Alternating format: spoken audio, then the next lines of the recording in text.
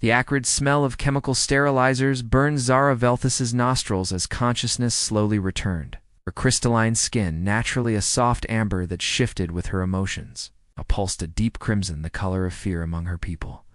The Nixari, cold metal, pressed against her back, and when she tried to move, restraints bit into her wrists and ankles. This isn't the diplomatic vessel. The last thing she remembered was preparing for the peace summit between the Nexori coalition and the Terran corporate alliance. As the youngest envoy ever selected for such a mission, she'd been nervous but proud. Her ability to naturally synthesize rare compounds through her crystalline biology made her valuable as a diplomat, apparently. It also made her valuable as a test subject. Specimen 7 Alpha is conscious, a monotone voice announced somewhere beyond her limited field of vision. Zara turned her head, seeing white walls lined with monitoring equipment. Through a reinforced viewing window, she glimpsed other cells, each containing a different species strapped to similar examination tables. A hulking Corvan warrior, his rocky hide scarred from extraction procedures. A delicate whisperwing from the gas giant colonies, her translucent membranes pierced with monitoring wires. "How long have I been here?" Zara whispered, her voice hoarse. A figure in a sterile white coat approached, humanoid but clearly augmented with cybernetic implants along his skull. "Consciousness retention during processing is unexpected," he mused, making notes on a tablet. "Your neural patterns suggest higher cognitive function than our preliminary scans indicated." "Processing?" The word sent ice through Zara's veins. "Your species produces Nexorite naturally, a compound worth millions per gram in weapons applications. Traditional mining takes centuries.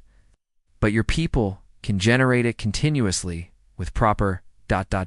motivation." Gestured to a series of pain inducers arranged along the table's edge. Zara's skin shifted to deep violet, the color of rage. "I am an accredited diplomatic envoy. My government will. Your government believes you died in a pirate attack. Very tragic. Very convenient." The scientist activated a holographic display showing Zara's destroyed vessel. "The universe thinks you're dead. Specimen 7 Alpha. That makes you infinitely more valuable." The examination table tilted upright, giving Zara a full view of the laboratory. Dozens of containment cells lined the walls, each holding beings from across known space. This wasn't just about her, it was a systematic harvest of sentient life. "The extraction begins in 1 hour, the scientist announced, preparing a tray of surgical instruments. "Try to relax." The subjects who remained calm produced better yields. As he walked away, Zara tested her restraints.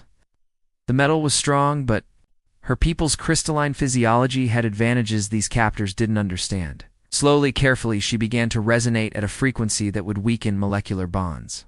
"Someone will come," she told herself, even as doubt crept in. "Someone has to come." Outside her cell, alarms began to wail. Marcus Webb stared at the briefing hologram, his jaw clenched tight. The sterile conference room aboard the corporate dreadnought Profit Margin felt more like a tomb than a command center. Round the table sat other operatives from Meridian Security. Solutions mercenaries with polished armor and dead eyes. "The target facility has been compromised," announced Ms. Reeves, the corporate liaison. Mess's hair was pulled back severely, matching her cold demeanor. "Industrial espionage. Someone accessed our proprietary research data." Marcus's fingers drummed against the table. After 8 years in Earth's special forces, he thought he'd seen every kind of dirty work. Corporate security was supposed to be cleaner, better pay, fewer moral complications. He was beginning to realize how naive that assumption had been. "What kind of research?" asked Torres, a cybernetically enhanced sniper sitting across from him, classified. "Your job is simple. Infiltrate the asteroid facility, retrieve the stolen data cores, and eliminate any witnesses." Reeves's smile was razor thin. "Questions?" Marcus raised his hand. "Rules of engagement regarding facility personnel." "There are no facility personnel anymore. The thieves eliminated them during the theft." She slid data tablets across the table. "You'll find complete schematics and security protocols. Insertion is in 6 hours. As the briefing ended and operatives filed out, Marcus lingered, studying the facility layout. Something felt wrong. The asteroid mining station was massive, too. Large for a simple data theft. Why would thieves need to eliminate an entire research staff? 6 hours later, Marcus rappelled through a breach in the facility's outer hull. His tactical suit's heads-up display painting the corridor in green night vision. Silence was absolute, not even the hum of life support systems. Following his HUD's navigation markers toward the data cores, Marcus passed through what the schematics labeled as Research Wing C. But these weren't research labs. They were cells. Dozens of them, each designed to hold a living being. His blood ran cold as he peered through the reinforced windows. Empty now, but the restraint systems, the surgical equipment, the drainage channels and the floors told a horrific story. This wasn't industrial research. It was systematic torture. Marcus found the first body in Laboratory 7, a human scientist, shot through the head. But the killer had also destroyed every piece of monitoring equipment, smashed every computer, terminal. Someone had been thorough about erasing evidence. That's when he heard it, a soft, rhythmic humming, almost like singing, following the sound deeper into the facility. Marcus discovered a hidden section not marked on his schematics. The humming grew louder, accompanied by a strange resonance that made his teeth ache. At the end of the corridor, one cell remained powered, its occupant very much alive. Through the viewing window, Marcus saw her, a humanoid female with amber-toned skin that seemed to contain flecks of actual crystal. She was still strapped to an examination table, but the metal restraints showed stress fractures, weakening under some kind of sonic vibration. Their eyes met. Hers widened in surprise and desperate hope. Marcus checked his tactical computer. The data cores were 50 meters away, a simple extraction exactly as briefed. But looking at this prisoner, understanding what this place really was, he realized Meridian Security hadn't sent him to stop thieves. They'd sent him to cover up war crimes. Marcus holstered his weapon and approached the cell's control. "Can you understand me?" he called through the reinforced door. "Yes," came the reply, her voice carrying strange harmonic overtones. "Plezim Zara Velthes, diplomatic envoy from the Nexori Coalition. I was supposed to be at a peace summit," Marcus began overriding the cell's security locks. "Peace summit was 3 days ago. You were reported killed in a pirate attack." "That's impossible." She stopped as understanding dawned. This was planned. They needed diplomatic cover. The locks disengaged with a heavy click. Inside, immediately working on her restraints. Freed the others. Zara sat up slowly, her crystalline skin shifting to a hopeful blue-green. There were others like me? Facilities empty except for dead guards and scientists. Someone staged a mass breakout. Marcus helped her stand. Question is whether they're coming back for you. As if summoned by his words, footsteps echoed from the corridor outside. Nix Torino moved through the abandoned facility like a ghost, his cybernetic enhancements allowing him to interface directly with the station's damaged systems. Half his face was synthetic polymer and circuitry, the result of a corporate accident years ago that had left him more machine than man. But that accident had also given him abilities that made him invaluable to people like Zara. "Heat signatures show 2 life forms in Section 7, he whispered into his cum unit. "Could be strays the corporate cleaners missed." "Copy that, Nix." The voice belonged to Jana Cross, his partner and the pilot of their modified freighter. "Sanctuary, you've got maybe 10 minutes before Meridian Security shows up." Their ship just entered the asteroid field. Nix grimaced, his organic eye focusing, while his cybernetic one analyzed thermal patterns through the walls. He'd been tracking the Meridian insertion team for hours, but they'd moved faster than expected. The underground railroad he'd spent 5 years building operated on precise timing, and right now, they were behind schedule. Rounding the corner into Research Wing C, Nix found himself face-to-face with a tactical operative helping a Nexori female to her feet. Was holstered, his body language protective rather than threatening. "Interesting." Well, Nix said, his voice carrying a slight electronic distortion from his vocal synthesizers. "Looks like we've got ourselves a conscience-stricken corporate stooge." Marcus spun, drawing his sidearm in a single fluid motion. "Stand down." "I'm armed and relaxed, soldier boy."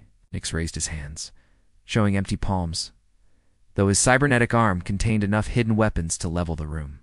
"If I wanted you dead, you'd already be scrap metal." "Name's Nix Torino. I'm here for the same reason you helped the lady, because some lines shouldn't be crossed." Zara stepped forward, her skin now cycling through curious purples and greens. "You're part of the rescue operation?" "Rescue operation?" Nix laughed bitterly. "Honey, there is no rescue operation. Just me, my ship, and a network of people trying to fix what the corporations break." He gestured toward the empty cells. "We've got 23 beings out of this hellhole before Meridian locked down the system. Thought we'd cleared everyone." Marcus holstered his weapon. "They told me this was industrial espionage data theft." "Well, there was data theft, all right." Nix tapped his cybernetic temple, accessing stored files. Took everything they had on Project Synthesis genetic modification programs, consciousness transfer experiments, biological weapons research. Stuff that would make the Galactic Ethics Council burn the entire corporate sector to ash. "Why didn't you leave with the others?" Zara asked. "Because the extraction intel suggested one VIP prisoner in deep isolation. Took me 3 days to crack their security and find this hidden wing." Nix's expression darkened. "They were saving you for something special, weren't they?" Before Zara could answer, Jaina's voice crackled through the cum. "Nix, you've got company. Meridian dropship just docked. Full tactical squad, moving fast. Time to go." "Act." Nix activated a small device on his belt, and the lights in the corridor began strobing in a specific pattern. "That's the signal for emergency extraction. Hope you're not afraid of tight spaces, because we're taking the maintenance tunnels." Marcus grabbed his gear bag. "What about Meridian? They'll know I helped her escape. And you'd better hope you're as good at disappearing as you are at disobeying orders." Nix led them to a concealed access panel that slid open at his touch. "Welcome to the underground, soldier boy. Once you're in, there's no going back to your old life." The maintenance tunnel was barely wide enough for a human, forcing them to crawl single file through a maze of pipes and conduits. Behind them, they could hear the heavy footsteps of Meridian operatives searching the facility. "Where are we going?" Zara whispered. "Mining Shaft 17, Nix replied, his cybernetic eye providing perfect navigation in the darkness. "It's Jana's waiting with the ship. From there, we'll take you to Haven Station neutral territory, where the corporate death squads can't reach you." Marcus paused. "And then what?" "They've got my biometrics, my service record. Meridian will hunt me forever."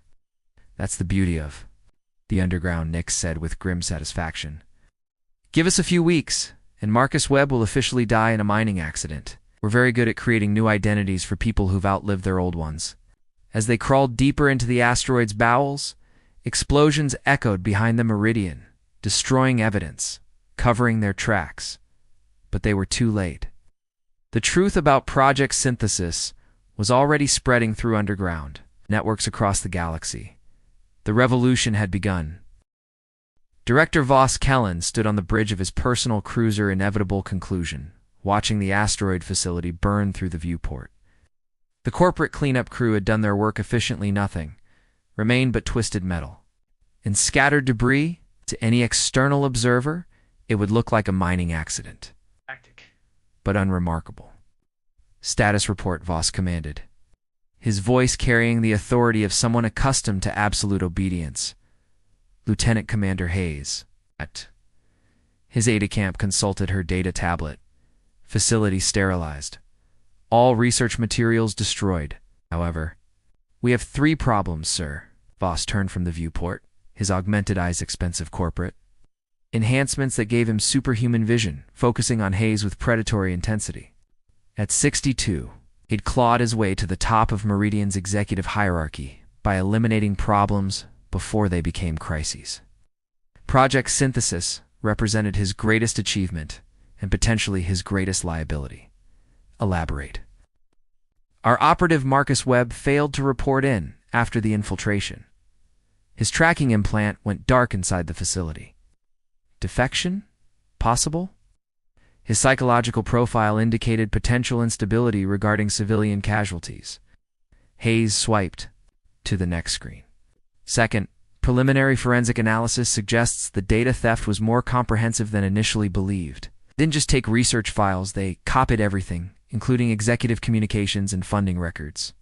Voss felt a familiar tightness in his chest, the sensation he'd learned to recognize as genuine danger. And the third problem? The Nexari envoy? She wasn't eliminated with the other test subjects. We found evidence of her cell being breached from the inside, and thermal imaging detected multiple heat signatures fleeing through the maintenance systems. The bridge fell silent, except for the hum of ship systems. Voss processed the information. With the calculating precision that had made him indispensable to the corporate board, 3 problems, but really 1 meta-problem. Loose ends. Summon Captain Thorne, Voss ordered. Minutes later, a scarred woman in military fatigues entered the bridge. Captain Alina Thorne commanded Voss's personal security for sex military specialists, who asked no questions and left no witnesses. Her cybernetic left arm, a memento from her days as a corporate enforcer, gleamed under the bridge lighting. Call Director. I need you to assemble a hunter-killer team. Priority Alpha authorization. Voss activated a holographic display, showing Marcus's web service record and Zara Velthas's diplomatic profile. These 2 individuals have stolen corporate property and eliminated facility personnel. I want them found and terminated. Thorne studied the images. The human's good special forces training, high-level tactical skills, won't be easy to corner. Which is why I'm giving you unlimited resources. Voss gestured, and the hologram expanded to show a star chart. They'll need sanctuary, supplies, medical attention. Cross-reference every underground railroad contact, every anti-corporate safe house, every black market medical facility within a 50-light-year radius. What about jurisdictional issues? Some of these systems have independent law enforcement. Voss's smile was cold as vacuum. Corporate security contractors operating under anti-terrorism provisions have broad operational latitude. If local authorities interfere, they become accessories to the theft. Hayes cleared her throat nervously. Director, if I met the political ramifications of this hunt could be significant. The Nexari Coalition has been pushing for stronger oversight of corporate research activities. If they learn one of their diplomats was, they won't learn anything. Voss cut her off. Because there will be no survivors to tell the story. Captain Thorne, I want you to understand something clearly. This isn't just about recovering stolen data or eliminating witnesses. This is about sending a message throughout the galaxy that Meridian Security Solutions does not tolerate theft of corporate assets. Thorne nodded grimly. Rules of engagement? No witnesses, no survivors, no evidence. Voss returned to the viewport, watching debris from the asteroid facility drift through space. I've built my career on ensuring that corporate interests remain protected from idealistic interference. These 2 individuals represent a threat to everything we've achieved with Project Synthesis. The hunter-killer team would launch within the hour 6 ships. 30 operatives, enough firepower to pacify a small planet. Voss had spent decades perfecting the art of making problems disappear. Marcus Webb and Zara Velthas would be no different. But as his ship prepared to jump to hyperspace, following the digital breadcrumbs that would lead them to their prey, Voss couldn't shake the feeling that this hunt would be different. Something about the way the facility had been breached. The precision of the data theft. The timing of the prisoner escape felt too coordinated for a simple rescue operation. Someone was organizing resistance to the corporate order, and that someone was about to learn why Director Voss Kellen had never failed to eliminate a target. The hunt was about to begin. The abandoned communications array on Kepler 44-C stretched across the planet's barren surface like a technological graveyard. Once a vital hub for intersystem communications, it had been left to rust when newer quantum relay stations made it obsolete. Now, as Marcus Webb surveyed the massive dish through his binoculars, he realized it might be their salvation. The main transmitter is still functional, Nix confirmed, his cybernetic implants interfacing with the ancient systems. Power grid's shot, but I can reroute auxiliary generators to give us maybe 30 minutes of broadcast time. Zara stood at the center of what had once been the control room, her crystalline skin glowing with soft amber light as she focused her natural bioelectric abilities. Will 30 minutes be enough to reach the major systems? If we piggyback on the commercial networks and use emergency override protocols, yes, Nix replied, his organic eye gleaming with anticipation. But once we start transmitting, every corporate hunter in the sector will know exactly where we are. Marcus checked his weapon for the dozenth time, peering through the cracked windows at the horizon. Thorn's team is 12 hours behind us, maybe less. Whatever we're going to do, we need to do it now. The past week had been a nightmare of constant movement, jumping from system to system, staying ahead of Meridian's hunter-killer teams while Nix's underground network provided safe passage. They had lost 3 ships and nearly a dozen volunteers helping them escape, but the data from Project Synthesis was intact. I've been thinking about this broadcast, Zara said, her skin shifting to thoughtful purples. It's not enough to just reveal what Meridian was doing. We need to show why it matters, why the galaxy should care about a few dozen beings tortured in a hidden facility. Marcus paused his security preparations. What are you suggesting? I'm suggesting we don't just broadcast the data. We broadcast ourselves, live testimony from the victims. Let people see what corporate greed looks like up close. Nix's cybernetic eye word as he processed the implications. That's actually brilliant. Corporate propaganda machines can spin data, claim it's fabricated. But they can't fake live witnesses, especially an Xari diplomat everyone thinks is dead. The next hour was a frenzied preparation. Nix rerouted power systems and hacked into the quantum relay network, preparing to hijack every major news feed in known space. Marcus established defensive positions around the facility, knowing they'd have one chance to tell their story before Thorn's team arrived. Zara organized the stolen data, preparing to present a clear, irrefutable case against Meridian Security Solutions. We're live in 60 seconds, Nix announced from his jury-rigged control station. Marcus took position at a window overlooking the approach routes. In the distance, he could see the telltale contrails of atmospheric entry Thorn had found.